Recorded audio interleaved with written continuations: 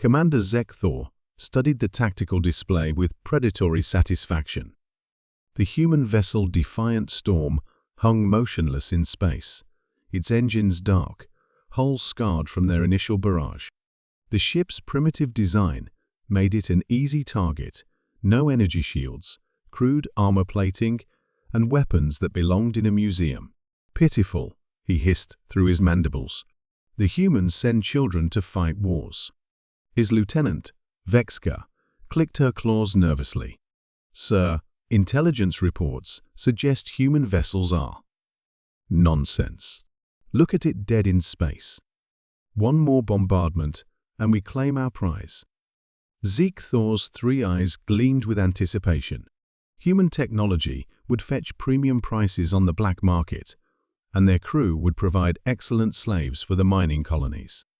The Defiant Storm had been running supplies to a human outpost when Zekthor's battlecruiser intercepted it. Standard piracy: disable, board, profit. The Kethvar had perfected this routine across dozens of species.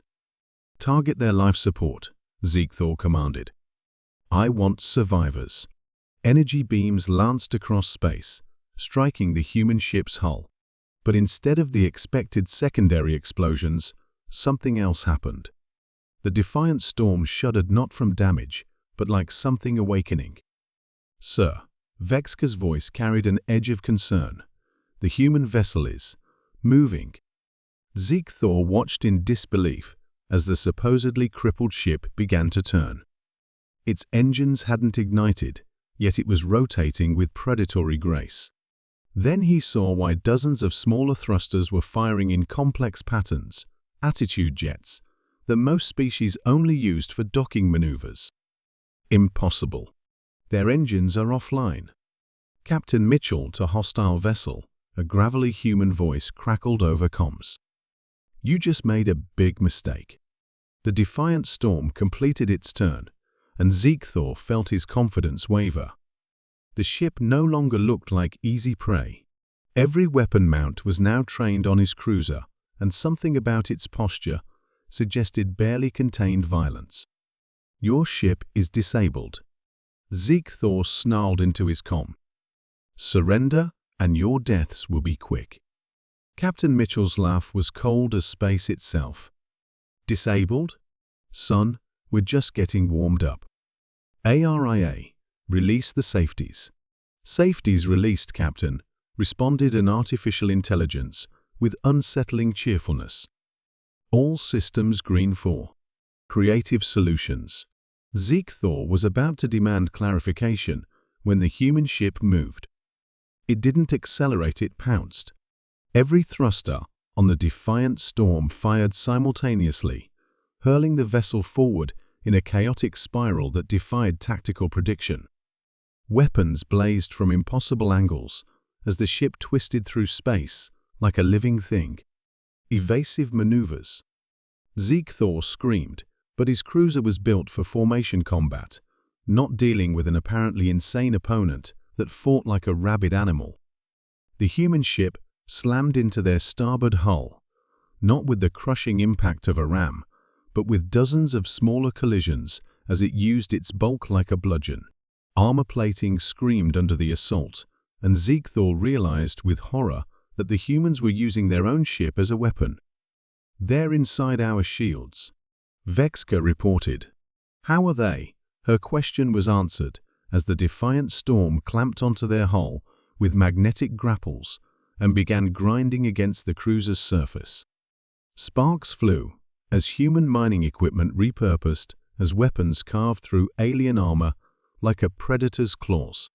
"ARIA, execute Crazy Ivan pattern." Mitchell's voice carried across all frequencies. The human ship suddenly released its grip and spun away, but not before launching a spread of what looked like cargo containers. Zekthor's sensors identified them as standard supply pods until they exploded in brilliant white flashes.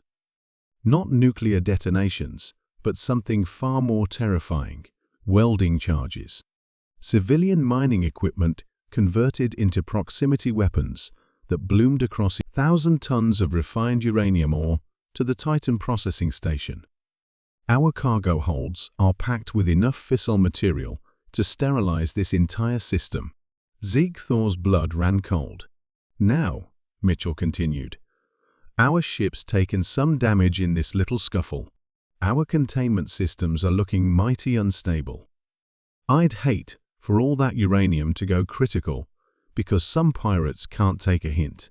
The tactical display showed the truth. The human ship was indeed carrying massive amounts of radioactive cargo. If that went up, "You're bluffing," Zeke Thor whispered, but his voice lacked conviction. "ARIA, honey, what's our containment integrity looking like?" "Currently at 62% and falling, Captain," the AI replied cheerfully. "Shall I implement emergency procedures?" "Nah, let's see how this plays out. I'm sure these nice pirates will make the smart choice." Zeke Thor stared at the human ship, which had somehow transformed from easy prey into a ticking bomb with teeth. The humans weren't just fighting, they were willing to die to take their enemies with them, turning their own vessel into a potential system killer. "Sir," Vexka whispered. "Orders?" Commander Zeke Thor looked at his tactical display one last time, then at the scarred human ship that hung in space like a wounded but undefeated beast. "Retreat," he said quietly. "Full retreat." As his battlecruiser limped away, Zeke Thor could hear Captain Mitchell's laughter echoing across the comms. The human had never been disabled at all he'd been hunting. The defiant storm watched them go, its hull scarred, but its spirit unbroken. In the cargo bay, Captain Mitchell patted the nearest uranium container with genuine affection. "Thanks for the help, old girl," he murmured to his ship. "Remind me to give you a proper overhaul when we get home." The ship's lights flickered once, almost like a wink. Behind them, the Kethvar cruiser disappeared into hyperspace, carrying tales of the day they learned that human starships didn't just carry cargo, they carried the wild, unpredictable spirit of the species that built them. In the galaxy's underworld, a new rule was quietly added to the pirates' code. Never, ever, assume a human ship is helpless. Sometimes, the prey fights back like a beast.